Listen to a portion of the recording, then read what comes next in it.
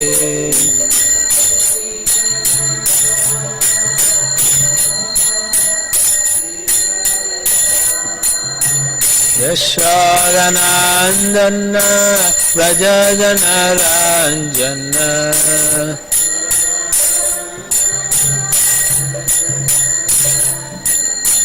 Yashodanandana Vrajajanaranjana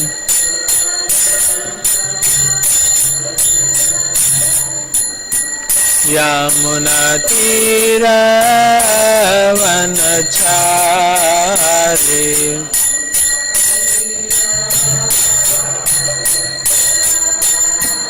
Yamunatira vanachari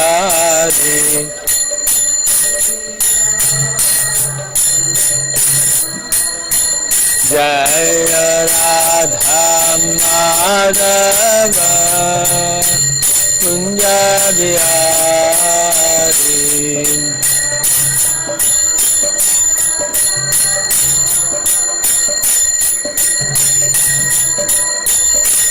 Jaya Shri Krishna Chaitanya Prabhu Nityananda Shri Advaita Gadadhar Shivasadi Gaura Bhakta-vrinda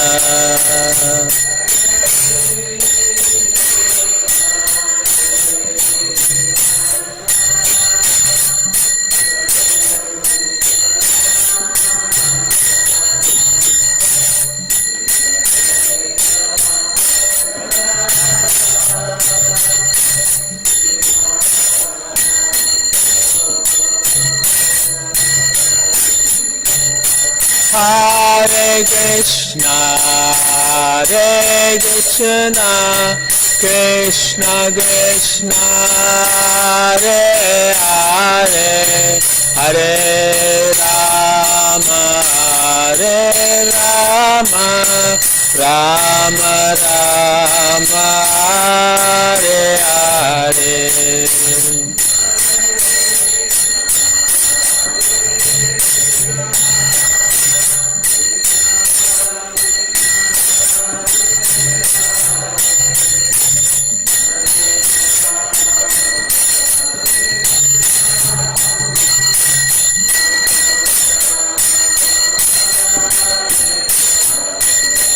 Hare Krishna, Krishna Krishna, Hare Hare, Hare Rama, Rama Rama, Hare Hare.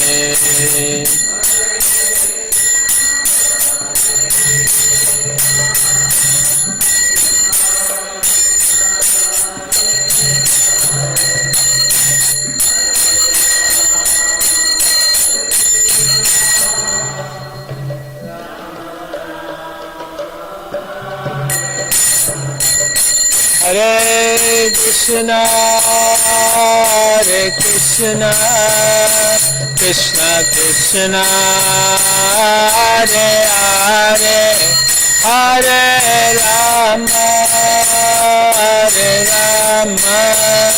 Rama Rama, Hare Hare.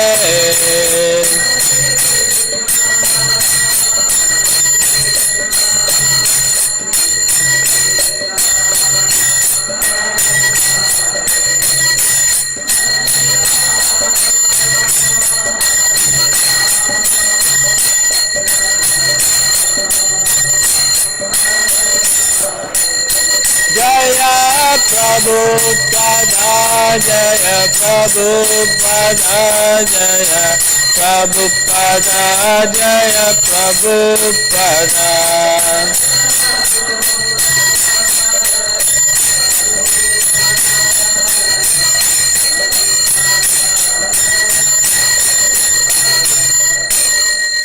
Om Vishnupada Paramahansa Parivracharya Astuttara Shri Srimati Divine Grace A.C. Bhaktivedanta Swami Srila Prabhupada Ki Jai Grantara Srimad Bhagavatam Ki Jai Nitai Gaura Premanandi. All glories to the assembled devotees. Hare Krishna. All glories to the assembled devotees. Hare Krishna. All glories to the assembled devotees. Hare Krishna. All glories to Shri Guru and Gauranga. All glories to Srila Prabhupada. Om Namo Bhagavate Vasudevaya.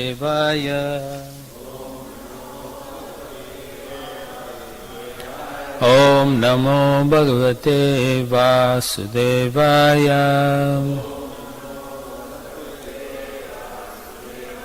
Om Namo Bhagavate Vasudevaya. Narayanam Namaskritya Naram Chaiva Narottamam Devim Saraswatim Vyasam Tato Jayamudirayed Nasta Praeshu Abhadreshu Nityam Bhagavata Sevaya Bhagavate Uttama Shloke Bhaktir Bhavati Naistike. Reading from Srimad Bhagavatam, Canto 11, General History, Chapter 2. Maharaj Nimi meets the 9 Yogendras. We are on text 54, and then after that is the last verse. And Havir concludes his discussion with the Maharaj Nimi. Text 54.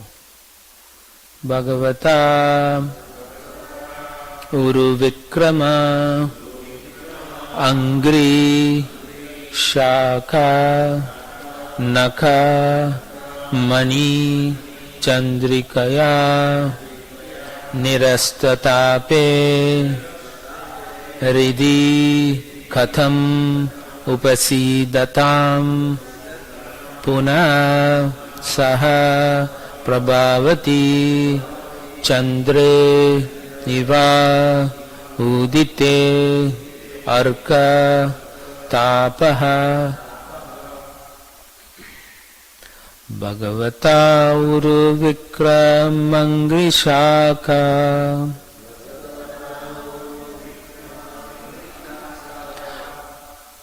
Bhagavata Uru Vikramangri Shaka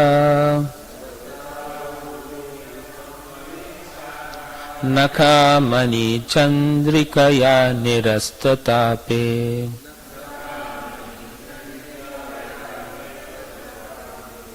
Nakamani Chandrikaya Nirastatape. Ridikatam Upasidatam Punasa. Ridikatam Upasidatam Punasa. Prabhavati Chandra Ivoditer Kastapa. Prabhavati Chandra Ivodite Arkatapa.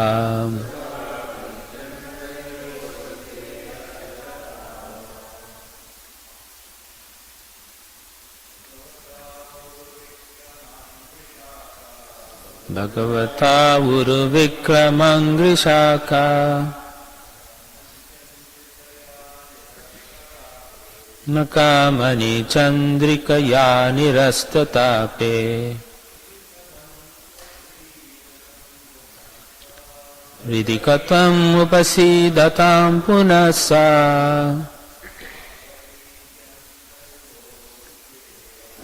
Prabhavati Chanda Ivodite Arkatapa. Ladies,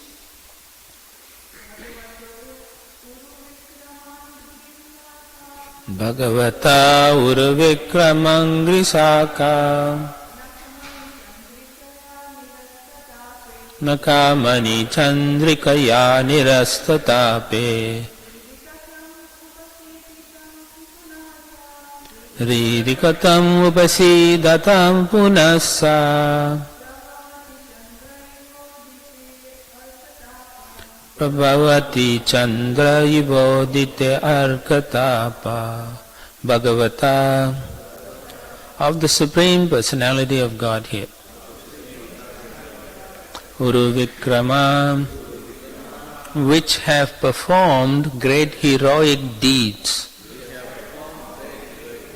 Angri of the lotus feet. Shaka of the toes. Nakha of the nails. Mani, which are like jewels. Chandrikaya, by the moonshine. Nirasta tape, when the pain has been removed. Ridhi, in the hearts. Katam, how indeed. Upasidatam, of those who are worshipping. Punaha, again. Saha, that pain. Prabhavati, can have its effect. Chandre, when the moon. Eva, just as. Udite, risen. Arka, of the sun. Tapaha, the burning heat.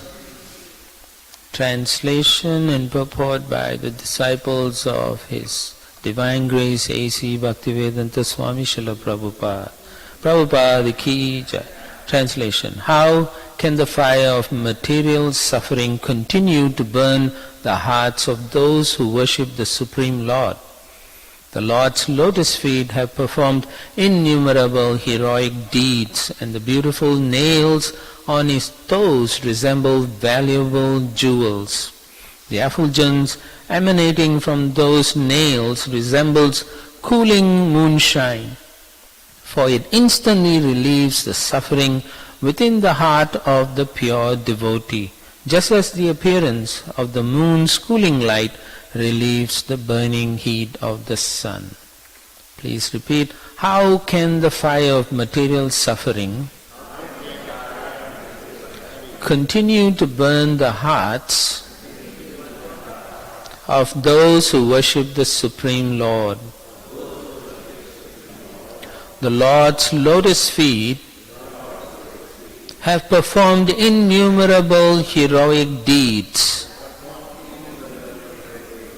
and the beautiful nails on His toes resemble valuable jewels. The effulgence emanating from those nails resembles cooling moonshine, for it instantly relieves the suffering within the heart of the pure devotee. Just as the appearance of the moon's cooling light relieves the burning heat of the sun. Purport. When the moon rises, the expansion of its rays dries away the distress of the sun's fierce heat. Similarly, the cooling rays emanating from the lotus nails of the Personality of Godhead's lotus feet vanquish all distress for the Lord's pure devotee. According to the Vaishnava commentators, it is to be understood from this verse that material lust exemplified by uncontrolled sexual desire is exactly like a blazing fire. The flames of this fire burn to ashes the peace and happiness of the conditioned soul who perpetually wanders in 8,400,000 species of life, vainly struggling to extinguish this intolerable fire. The pure devotees of the Lord place the Lord's cooling, jewel-like lotus feet within their hearts, and thus all of the pain and suffering of material existence are extinguished. The word Uru Vikramangri indicates that the Lord's lotus feet are quite heroic. Sri Krishna is famous for his incarnation as Vamana, the dwarf Brahmana, who extended his beautiful toes up to the outer limits of the universe and perforated the universal shell, thus bringing the waters of the holy Ganges into the universe. Similarly, when Krishna was entering the city of Mathura to challenge the demoniac king Kamsa, and his entrance was impeded by a ferocious elephant named Kuvalayapida, the Lord Krishna kicked the elephant to death and peacefully entered the city gates. Lord Krishna's lotus feet are so exalted that the Vedic scriptures or literature state that the entire material manifestation rests beneath his lotus feet. Samasrita ye pada pallava plavam mahatpadam punya yasho murare. That's in Bhagavatam 10.14.58. Prayers of Lord Brahma. Okay, text 54. Bhagavata Uruvikramangri Shaka Nakamani Chandrikaya Nirastatape Ridikatam Upasidatam Punasa Prabhavati Chandra Ivadityarkatapa. How can the fire of material suffering continue to burn the hearts of those who worship the Supreme Lord?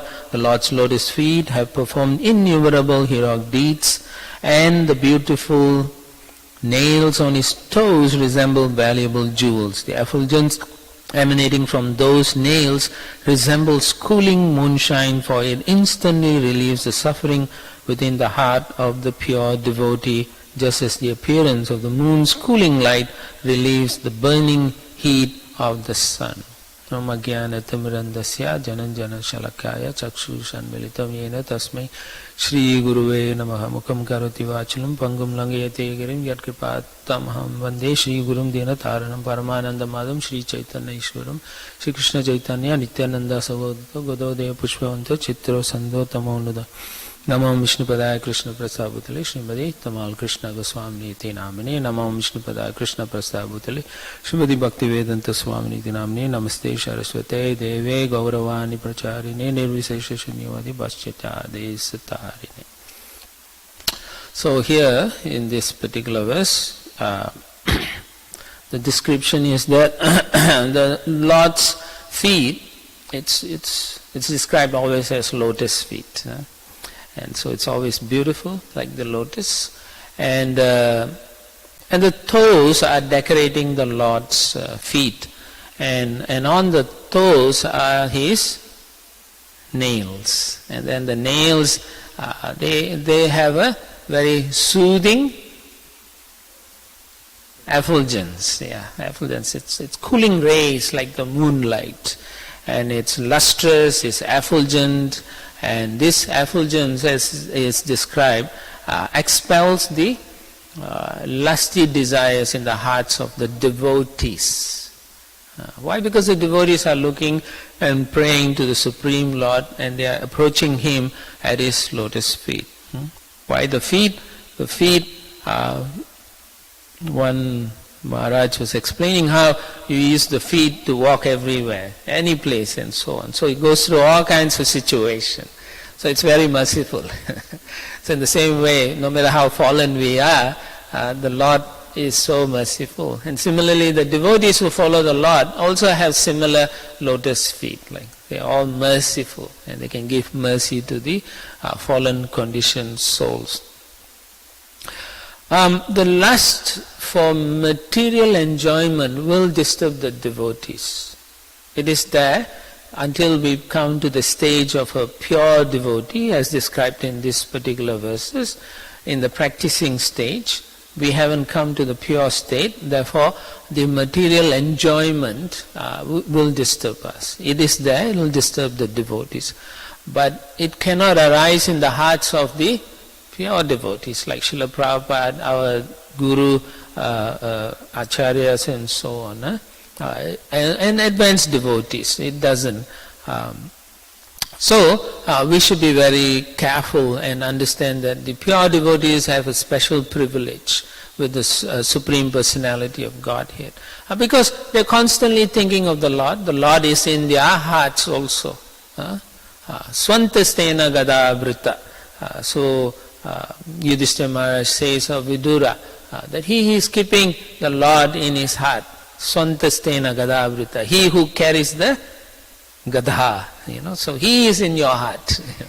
So the pure devotees carry the Supreme Lord. And in that sense, the lotus feet of the Lord is in the heart of the pure devotees also. So therefore, they are able to destroy any ignorance in the hearts of others also. So that is the position. And because the Lord's lotus feet is also in the hearts of such pure devotees, there can be no material desires in the hearts of a pure devotee. That is another thing we have to understand. As compared to ordinary practicing devotee, therefore we can say that as stated in here, that the lotus feet actually relieves the suffering of the pure devotees. Now what is the pure devotee actually suffering from? They are suffering from separation from the Supreme Lord. That is the only thing you will see there. When they cry or they are in desperation, it is because they are suffering the separation of the Lord. And we can see also in the case of the pastime of Madhavendra Puri, right? He practiced the process so nicely, he has attained the highest stage of pure prema bhakti, so much so that he was missing the Supreme Personality of Godhead. And so he was crying out, where are you? Where are you? Just like in the mood of Srimati Radharani, where are you? And his foolish disciple, Ramachandra Puri, could not understand that because he is offensive. Those who are offensive to devotees become impersonalists. And so he was saying, why are you crying for the lotus feet of the Lord, you should meditate on the Brahman. Foolishly he was saying like that. So that's the difference between a fool and a pure devotee. Pure devotees feel the separation. A fool is trying to get to the impersonal aspect, the impersonal effulgence. Or even if they are even greater fools, they go after material enjoyment like that. And because of this, the advanced devotees, they cannot suffer. Why? Because they are always, as I mentioned, they are always associating with the Lord's lotus feet. Akurta, yesterday's verse, Akunta Smriti. I was just looking for that. Yeah, Akunta Smriti means they are never distracted by anything material. Cannot be distracted. One-pointed. Akunta Smriti. They are always thinking of the lotus feet of the Lord. Just like how many of us, when we are in difficult situation, we think of the Supreme Lord. Or do we think of someone materialistic to help us? First one should think of the Lord and ask for His blessings and guidance. Then one can approach someone who can help like that. Lord, by your blessings and guidance, please relieve me from this distress like that. Obviously, you cannot run to the Lord for every problem, Oh Lord, I missed the flight, can you make some arrangement? That's not depending on the Lord's lotus feet. That's been foolish, like that. So, the mind, you can see, if you read many times in the Srimad Bhagavatam, Srila Prabhupada explains how the mind of the devotees are on the lotus feet of the Lord, like the bee in the lotus flower. That means it's always focused. Why is the bee going to the lotus flower? Because the lotus flower has intense honey, nectar. And so the bees are going there, always constantly. So in the same way, the minds of the devotees are in the lotus feet of the Supreme Personality of the God. Just like the bees in the lotus. Meditation of the Lord's lotus feet removes, according to the acharyas, what? Ignorance. Ignorance and what? And increases ecstasy. Because you become pure. The more you meditate, the more you get purified. Srila Prabhupada says, I was just listening to a class yesterday, and Prabhupada said, all you have to do is come and take darshan. That's all you have to do. He said, you look at the Lord's beautiful form, His lotus feet, and you will go back to Godhead. Amazing, no? He said, that was amazing. I was thinking, wow. He said, all you have to do is come and take darshan. Simply taking darshan. How many of us want to take darshan, right? How many of us want darshan? Well, we come here to give darshan to the Lord. Look, I'm here. I'm so good. I'm so advanced. I've come like that. So it increases ecstasy and it removes ignorance from our heart. What is that ignorance? That I am the Lord of everything. The Ishvara Bhava is removed from us when we look at the Lord. Look at His form, His beauty, His effulgence, everything you look, immediately our ignorance of thinking I am the controller is gone. I am nobody. Look at this personality. He's so wonderful, And how do we know He's so wonderful? Because we have all these historical evidences in the Puranas, the pastimes of the Lord. So we relish and say, He is wonderful, He is great. So Prabhupada says to take shelter of the lotus feet means to take shelter of the pure devotees. Interesting, no? Why? As I mentioned, they are carrying the Lord in the heart. So therefore when you take shelter of the pure devotees, you are taking shelter of the Supreme Personality of Godhead's lotus feet. This lotus feet is very special. In some places in the scripture it says there's honey in Krishna's lotus feet. So when the pujaris go on the altar, don't lick his feet. Yeah, that's not clean. But you can at least touch his lotus feet. But it says there's a nectar there. What is that nectar? The devotional service that you do. The more you do the devotional service, the more you get ecstatic, happy. The nectar comes out. That exchange, the rasa with the Lord develops in your heart, and therefore you will taste the nectar. That is the real nectar. Service to the Lord. Service to His devotees makes it easier to taste the nectar. So one has to be therefore be very careful how one deals with the devotees. Should be very careful. Otherwise, one will not get purified at once. One will be condemned to suffer. So be very vigilant. And then Prabhupada says, once you taste the sweetness of the devotional service, you are, or you should be, uninterested in the enchantment of material existence.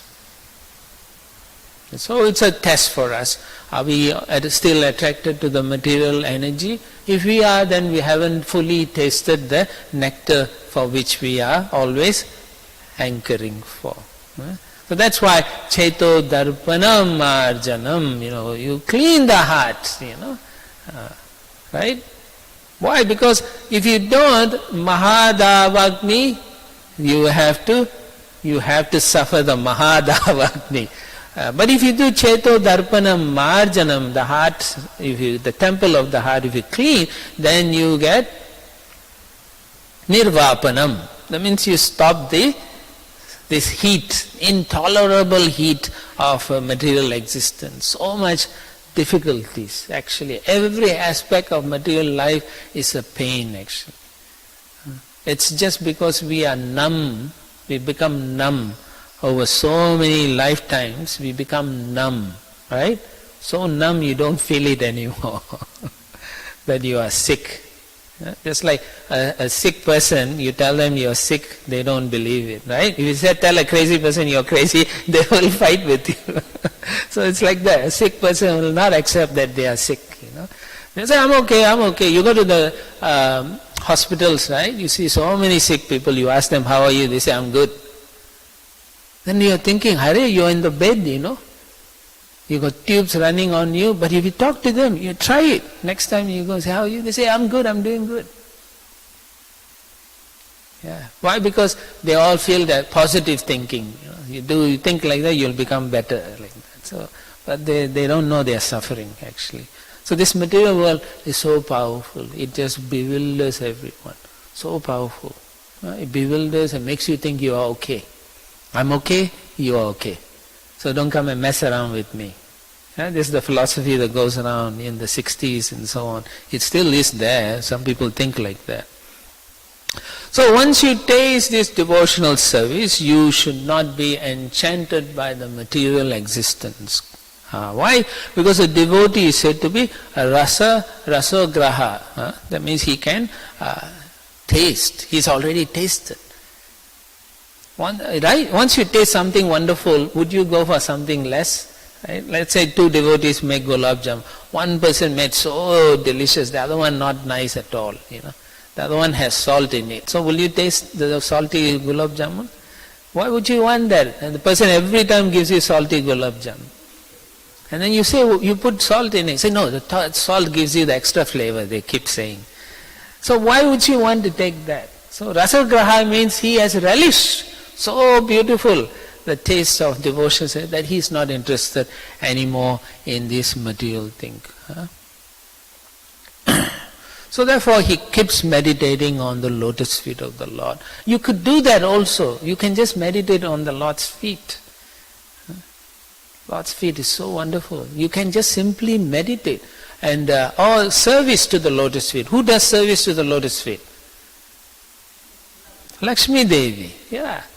So you could do that. So when you are pujari, if you truly want to do nice service, when you are dressing the deities, we all massage the lotus feet of the deities.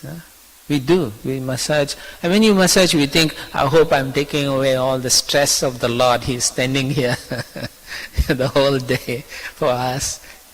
We think like that. Because that's service. Service means there's a reciprocation. You understand, I'm doing this to him and he's giving me protection, he's giving me everything.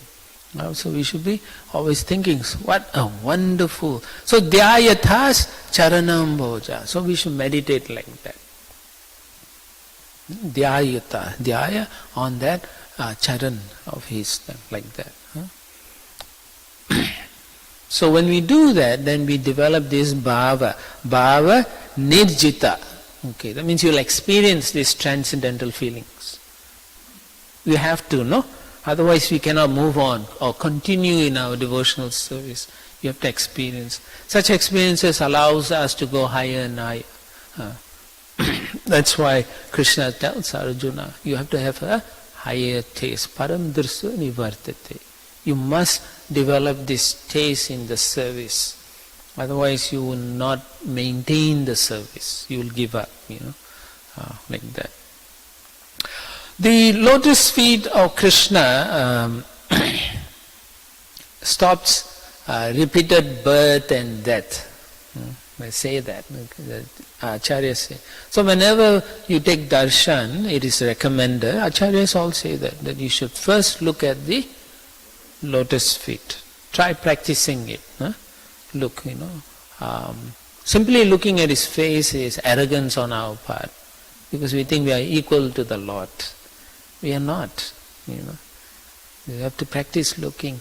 And until you develop your rasa, you shouldn't. When Kunti, you read this in the Bhagavatam, first canto. When Kunti sees Krishna before, I think it's up here, right? She is in the chariot. So she's looking down, but not at the feet. She wants to look at the feet, but Krishna feels embarrassed. Because why? She's an auntie, so how can she look at my feet? That's not respectful. So then she looks not at the feet, she looks higher, higher than the feet, around the the knees around there she looks. So then he feels okay. So even the Lord feels that wonderful, beautiful reciprocation. Oh, you can't. You're my auntie, and you're superior. And so even the Lord grants that respect. Even though He's supreme personality, He behaves in a way that we should learn. That anyone who's our superior, we should be respectful to them. We shouldn't think that we can tell them what they should do. Our superiors may not know many things, right? Our aunties or our old grandparents, they may not know many things in devotional life. So you can't go there and say, you're going to hell. Jai Shri Shri Radha Nila Madhava Ki Jai, Shri Shri Radha Giridhari Giri Govardhan Ki Jai, Shri Shri Nitai Chaitanya Chandra, Shri Shri Nitai Gaura Chandra Ki Jai, Iskcon Guru Vrinda Ki Jai. So like the elders, we can't tell them, you should be very affectionate to them always. Even if they don't know, it's okay, So therefore, we should first understand this mood properly. Because the other thing about lotus feet is, when you always meditate, Srila Prabhupada says in one purport that it stops repeated birth and death also. Completely stops repeated birth and death. When Krishna is coming to Dwaraka, when he's coming there, Srila Prabhupada explains, there's a verse which says, Saranganam Padambujam. Krishna's lotus feet. Saranganam Padam. Everyone is seeing the Lord's lotus feet. And why? It's this word saram means essence. Saram. So one who's serving or looking at the feet like that, at his lotus feet, they are getting the essence of the personality of Godhead. They are able to relish like that. And once one sees that lotus feet, one is glorifying that, sing the glories. So everyone who saw Krishna coming in to Dwaraka, they were all saying that, glorifying Krishna, singing his glories like that. They will not sing any other subject matter. They will only sing about the Supreme Lord. So the essence of everything is Krishna. So therefore when we worship, we should worship the Supreme Lord. Right? Essence of everything is Krishna. Right? Even he says, what is the essence of the Vedas? In the Bhagavad Gita he says, by the Vedas, I am to be known. He says that, makes it very clear. So the essence of everything, Saram, is Krishna. I have this, what is that? A portion I copied. Rupa Goswami writes this, he's so attracted to the Lord. He says, "O my Lord Krishna, I beg to offer my prayers unto you. My mind is like the bee, and it is after some honey. Kindly therefore give my bee mind a place at your lotus feet, which are the resources for all transcendental honey." I know great demigods like Brahma cannot even see your nails. Can't even see the feet, yeah? We were just reciting yesterday how when they went to the island of Svetadvip, right? In the ocean, Brahma and the demigods, they can't see the Lord. But the Lord speaks through the heart of Brahma. So they can't see even the lotus thing. They know the Supreme Lord is there, but they cannot see Him. So Prabhupada says, how can we get this ability to take the shelter of lotus feet? We have to associate nicely with devotees. We have to be very careful how we associate. And then we have to serve the devotees nicely. And then ultimately by their blessings you get the shelter of the lotus feet. Just like when Prabhupada told his disciples, you have to chant nicely and follow the regulative principles nicely. They were so disturbed because they found it so difficult to do this.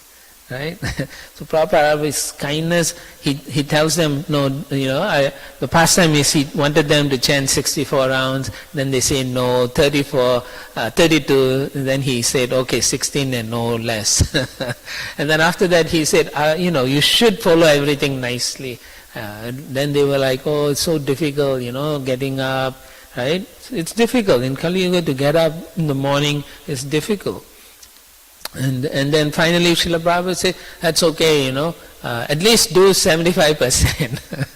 Just see, so Acharya is so compassionate. He wants us to go back to the spiritual world, so he says 75%.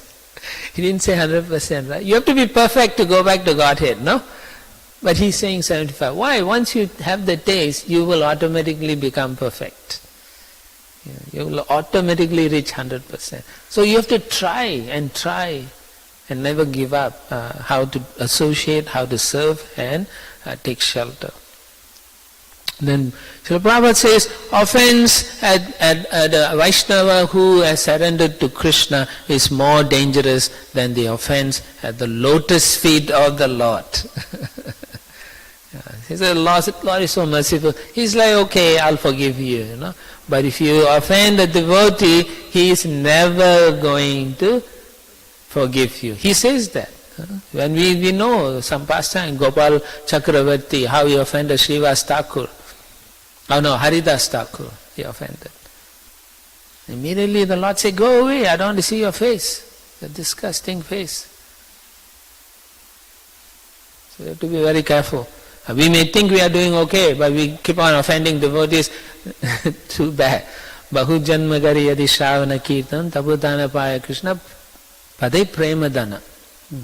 So if you offend, lifetimes, bahu janmagari yadi shravana kirtanam. You can even take millions of lifetimes chanting and hearing. You will never get prema. So it has to be very cautious how we deal with devotees. It doesn't matter new or old, but one have to be very careful. So, see, this planet is so fortunate. When the Lord was here 5,000 years ago, the Bhumi, this planet became very fortunate, right? Why? Because Krishna was walking, barefoot everywhere, and so she was feeling ecstasy, right? And there's a verse in the when the gopis sing of the flute, there's a verse, Yad Rama Krishna Charana Sparasha Pramodaha. So this is, they are glorifying the Govardhan. Hantayam Adrir Abala Haridasa Varyo. He's the greatest of the servant, this Govardhan. And why? And one of the things he was happy is Yad Rama Krishna Charanam, right? And then what? Charanam. Sparasha. He's feeling this ecstasy, pramoda, jubilant. Why? Because they are touching him. So similarly, the planet, it becomes so ecstatic when Krishna was walking around. And everywhere he walked on the sand, there was all the marks, the conch, the goat, the elephant goat, so many marks, barley corn, lotus. So people saw that and they would rub on their bodies. The forest tribal ladies would do that, and they'll get into ecstasy simply doing that. And so in that way, the earth became so fortunate. And Draupadi was taken to the court by Dushasana, and then she fell at the feet of Krishna, right? She begged Krishna, please, somehow you help me. And her hair was disheveled, pulled by Dushasana. So because he pulled her hair and dragged her to the court, and because she fell and asked Lord for mercy at his lotus feet, the Lord immediately fulfilled her desire. And what happened? He made all the Dushasana's wives let their hair down, and all those who supported Dushasana, his company, all of the wives, their hairs were open at the end of Kurukshetra battle. Means he killed them. So lotus feet, if you take shelter, is very powerful. Yeah? Of course, we don't want to take shelter of the lotus feet of Krishna to kill somebody. Right? You shouldn't be thinking like that. But the point is, she took shelter of his lotus feet, and the Lord was showing her that yes, I will protect you from these rascals, all these nonsense people. Okay, like that. It is also said, Srila Prabhupada mentions how that I think it's Prabhupada, otherwise I may have read somewhere, that the Goloka Vrindavan, or Vrinda, is like a lotus flower. And Krishna stands on that lotus, right? He's in Goloka. So the whole lotus is in his feet. So that's another reason why his feet is lotus. Lotus feet. But his feet is also soft like lotus. And it's wonderful and reddish. I heard from a Prabhupada disciple how that when Prabhupada sits and his feet is sticking out, and when they looked at it, he says, so soft, so rosy, they were saying. And similarly, I had plenty of opportunity to massage my spiritual master's lotus feet, and I would be astonished. He's so soft. He was so soft. One time he had a callus in the edge, so he said, get this coral and then clean it. So I was cleaning. So as I was cleaning, he'd kick me, Then I'll fall back, and then he'll say, why are you not cleaning? Then I'll go back and clean. Then he'll kick me again. So the lotus feet of the spiritual master are the only way to obtain pure devotional service. So we serve out of affection. The whole devotional process is out of affection. So you do those service out of affection, not otherwise. You can't do it mechanically. It does not help us. So out of affection you should do these services. Out of affection means affection to everyone. Okay, otherwise you will have to stay in this Bhava Mahadavagni. This burning. What is this burning? Lusty desires cannot be fulfilled. You can't fulfill in this human form, you have to take birth in the animal form, lower species. 8.4 million species as explained here, struggling to get rid of that intolerable fire or lust. Because I want to enjoy this way, I want to enjoy that way. I think Srila Prabhupada mentions in a conversation that if you really want to have so much sex, he said, then take birth as a pigeon. Pigeon has, like they say, thousands of times a day have sex. Something like that. Every now they're mating and mating and mating. So so if you want that, then but you can't get rid of that. The more you get, the more you hanker for it. It is like serpents. It is like fire. You pour ghee on fire, it's not going to extinguish the fire, the intolerable pain. It just gets more intolerable like that. So therefore, and so we have to take shelter of the lotus feet of Lord Nityananda and Lord Chaitanya Mahaprabhu.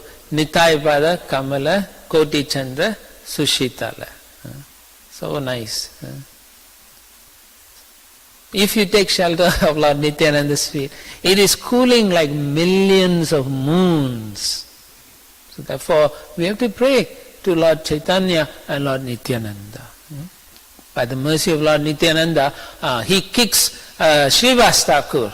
And Srivas Thakur is so happy. His family members got angry. He said, the Lord kicked me, now I am blessed. So we should feel that way, because the devotees are always merciful, like that. So we have to serve the devotees nicely, and hopefully that we will be blessed by their... I've also seen my spiritual master put his lotus feet on the heads of some devotees. So he gives full blessings like that when you serve nicely. Or he finds that they are suffering so much, there's no other way, so he puts his feet on them. And such compassion for such people.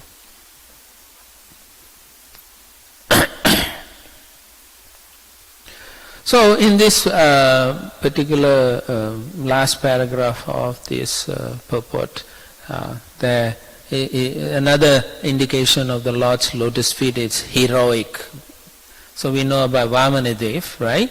When the Lord became a dwarf, and then Bali Maharaj thought, "You're a foolish boy. Why do you only want 3 footsteps of the land? I'll give you entire city if you want." And he says, "No, I'm just a brahmachari. If I get more, then I will not be a brahmachari."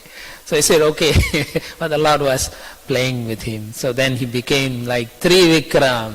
He became bigger than the 3 universe, like that. And so he took over the entire planetary system, everything with 2 steps, and the last step where to put, he says, "Put on my head." Bali Maharaj became so fortunate. Right? So heroic. Why is he heroic? He put his 2 steps and he conquered everything and gave it to his older brother, who is Indra. So therefore he is heroic. And by the 3rd step, he delivers Bali Maharaj. Therefore he is heroic. Right? We should be so amazed by the way the Supreme Lord, the way he does this. And finally, in this it says about how Kuvalaya Pida, the ferocious elephant, when Krishna is coming, with the cowherd boys, this time he's all tied up in his turban, and then making a big racket, sound, and then they're coming in. So this the elephant keeper, right? He was. There's a few of them, 2 or 3 of them, and they saw him. They they were the pathway towards to the city center. So Krishna and Balaram, they say, "Move aside, bring the elephant aside. We have to go. We have to meet the king." So they were shocked and astonished, and they said no. And then the elephant, trainer or what? He was telling the elephant, because he was told by Kamsa to make sure the elephant. So they encouraged the elephant to attack Krishna. So that Krishna was fighting with the elephant. So then at one point he goes behind, pulls the tail of the elephant. The elephant moves, he's so huge, humongous elephant. They can fight with 10,000 warriors like that. But he was pulling the elephant's tail so simply. So like that, they were fighting, and eventually he hits the elephant, punches him, elephant falls on the ground, and then he climbs on the elephant with his feet. He kicks where the tusk is, and he pulls the tusk out. And then the elephant dies. And of course he kills all the stupid elephant trainers, right? Because they are rascals, And that scene, Srila Prabhupada describes how when he pulls the tusk, all the blood splatters and it sprays on Krishna, and he decorates him, and he looks like kumkum on him, so beautiful. Or rather he says the reddish mist of the blood sprinkled on Krishna made him look so beautiful like that. And finally here, Samasrita ye pada pallava plavam mahat padam punya yasho murari bhavam buddhir vatsa padam param padam. Bhavam buddhi means this material world. Bhavam buddhi vatsa padam. If you are taking shelter of Krishna, this ocean of material suffering becomes vatsa padam. That means the hoof of a calf. Water filled in the hoof of a cow. Vatsa padam, param padam. So then you will cross over this vatsa padam, the hoof, and you go to param padam, the abode of Krishna, simply taking shelter of his lotus feet. Otherwise, padam padam, vipadam natesham. It is so difficult to live in this material world.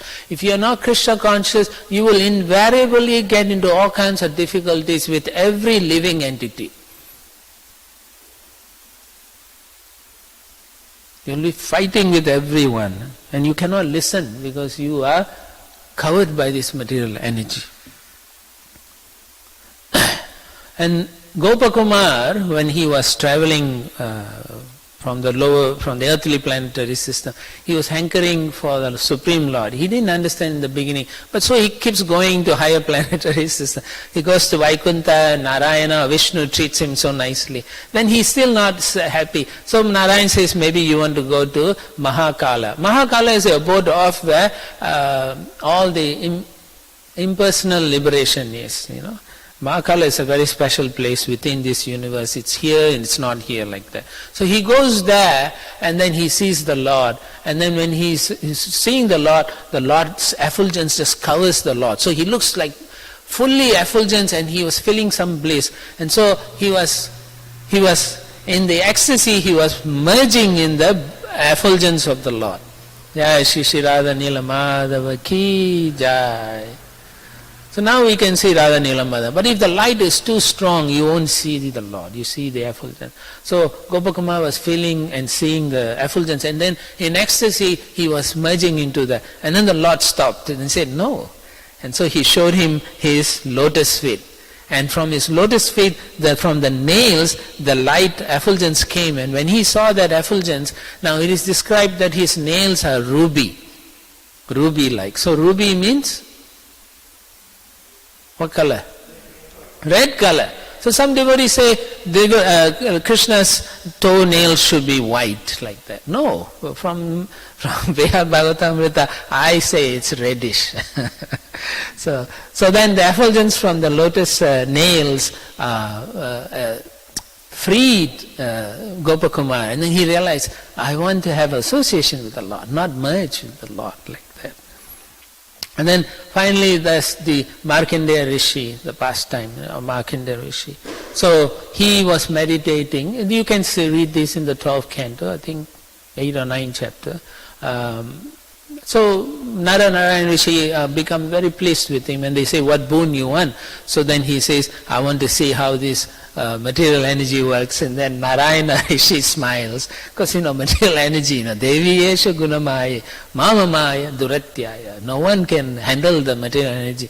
So anyway, he's meditating and he continues to meditate. The Lord smiles and says, so be it, and goes away. So Markandeya Rishi is meditating, and after some time, the end of the creation, pralaya happens. So then he sees all the ocean rising, water comes to him, and then he is pushed in this pralaya, the waves, and he's tossed and turned everywhere. Still he doesn't die. Big fish come, Timingalas swallow him, and then they spit him out. And other creatures come, swallow him and spit. Everywhere is going in this creation, destruction. So he's like tossed and turned. He's completely exhausted. He doesn't know what to do. And all of a sudden he comes to this place and he sees a golden island. And in the island is a fantastic, about 8 yojanas, or maybe a yojana long, banyan tree. And he comes to the shore. And then there's different versions. The one I read was about the Purushottam Kshetra. And so he comes up, maybe it's in Skanda Purana. So he comes up and then he sees in one of the leaves, he hears someone telling him, come here, do not be afraid. So he comes, he looks, he sees in one of the leaves of this banyan leaf, Krishna lying there. And he has his lotus feet, and he put the toes and he's sucking on the lotus big toe,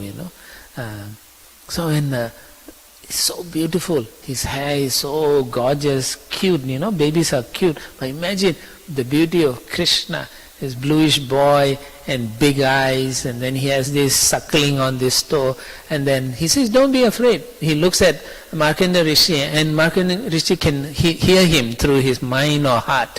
Don't be afraid, everything is okay. So it is said in one place that Markandeya Rishi was curious and said, why are you sucking on your toe?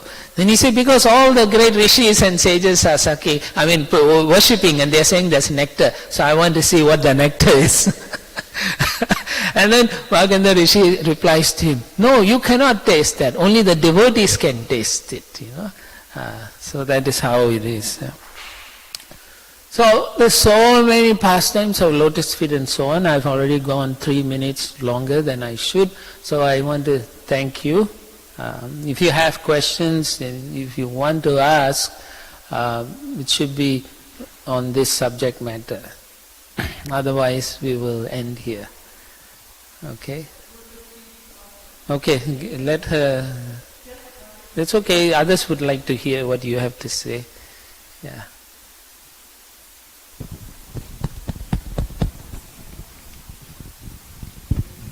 Just wanted to say that this reminded me of when Kaliya pastime, the lotus feet also got his pride. Yeah. Enviousness.